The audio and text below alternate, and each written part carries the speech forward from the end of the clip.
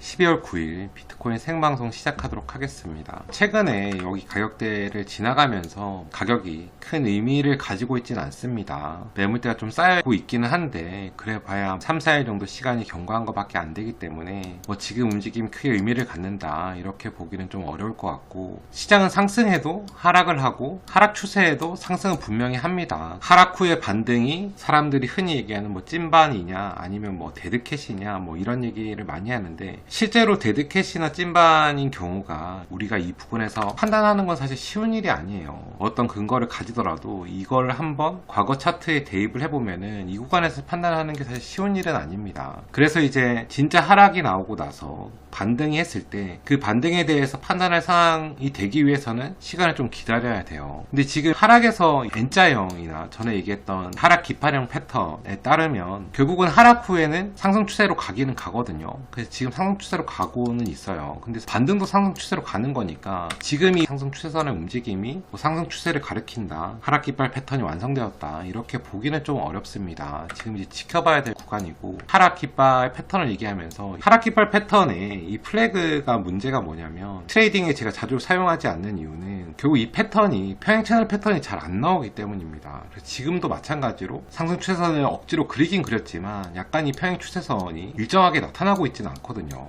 이게 지금 같은 경우는 확장형 패턴이기 때문에 지금 이걸 가지고 기발 패턴이다 아니다 판단하기는 좀 어려운 상황이에요. 위에는 라인이 평행 채널이 그려져 있지 않기 때문에. 하지만 제 이제 상승 추세선 같은 경우는 그래도 이 세 번의 접점을 만들면서 조금은 신뢰도가 높은 추세선이 생기긴 했거든요. 그래서 만약에 상승 채널과 유사한 높이에서 떨어지게 된다면 여기서는 좀 위험할 수도 있다 이런 생각을 가지고 있습니다. 계속 거래량도 하락하고 있는 모습이 보이거든요. 근데 이 거래량이 하락한다는 게 꼭 상승 파동을 함께 체크를 해봐야 돼요. 이 상승 파동이 아직 안 나왔기 때문에 이 상승 파동하고 하락을 하면서도 거래량이 좀 지속적으로 하락이 된다고 하면은 이 구간이 좀 위험할 수 있을 거고, 만약에 이런 상승 파동이 나오는데 이제 53,000이 뚫게 되면은 그때는 알트코인 매수를 고려해 볼 수 있을 것 같아요. 근데 이제 전반적으로 알트코인이 문제가 뭐냐면 지금 사실은 차트가 좋은 차트다라고 얘기할 수 있는 차트가 거의 없어요. 제가 이제 방송 전에 차트를 한번 봤는데 지금 이 상위권에 있는 차트들이 그나마 거래량이 받쳐주고 어느 정도 사람들의 관심을 받는 차트들이거든요. 그렇게 따지면은 우리가 시장이 좀 안 좋을 때도 여기 있는 차트들은 좋은 흐름을 보여주고 있었어요. 근데 이 차트들이 딱히 지금 추세 상승을 보여주지 않고 올라갔다 떨어지거나 이런 식으로 하락 흐름의 시작을 보여주거나 아니면은 그냥 아예 올라가지 못하고 계속 떨어지고 있거나 이런 차트들이 대부분이거든요. 그래서 지금은 사실 알트코인에서 이 개별적으로 차트를 봤을 때도 사기에 적절한 코인을 찾지를 못하겠어요. 만약에 53,000을 돌파하게 된다면 그때 기준으로 차트를 좀 보고 찾아봐야 될 것 같고, 사실은 53,000을 돌파한다고 했을 때도 좋은 그림이 나올지는 정확히 모르겠어요. 근데 53,000이 돌파할 때 지금 이런 알트코인들이 비트코인으로 치면은 53,000을 돌파하게 되면은 53,000 한 중후반대니까 한 4,500, 5,000불 정도의 간격이 남아있거든요. 그 간격을 이동하면서 알트코인이 좋은 흐름을 보인다고 하면은 어떻게 보면 그때 좋은 코인이 나올 수도 있는 거고, 만약에 그때 좋은 흐름이 안 보인다고 하면은 알트코인 쉽게 사기는 좀 어렵겠다 이런 생각도 드는 게, 시장 같은 경우가 이런 차트를 보면 이런 차트를 싸다고 살 수 없는 거거든요. 차트가 지속적으로 하락하고 있는 차트들을 좋다고 표현할 수가 없는 거기 때문에. 근데 이 밑에 있는 차트들은 대부분 이런 하락 흐름을 계속 이어가고 있어요. 그러니까 시장이 전반적으로 좋은 상황은 아니다 이렇게밖에 판단할 수가 없습니다. 이 흐름을 53,000까지 알트코인들이 좀 깨준다고 하면은 노려볼만 하기도 하지만 그런 상황이 나오기 쉽지도 않겠다 이런 생각도 들거든요. 근데 그거는 53,600에서 800 정도 라인을 넘게 된다면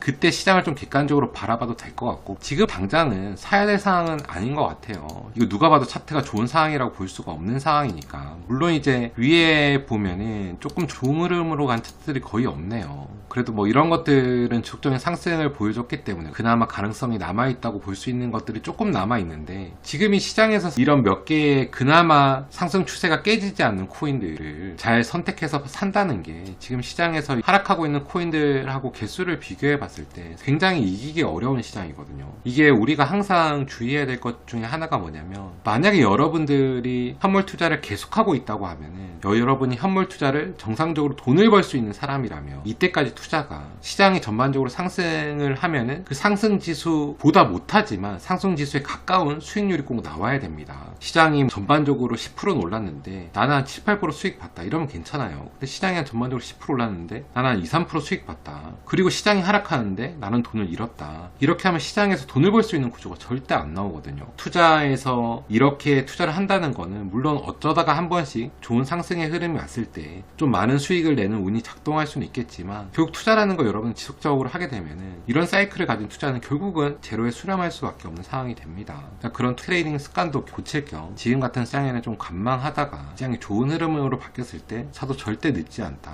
여러분들이 항상 얘기하잖아요. 비트코인은 1억 간다고 하고 그 다음에 뭐 다른 코인도 뭐 만원, 몇만원, 몇천원 간다고 하는데 그 100원, 200원에서 300원에 잡는 게 중요한 게 아니거든요. 여러분의 기대 수익에 맞추기 위해서는 오히려 늦게 잡는 게 더 현명할 수 있습니다.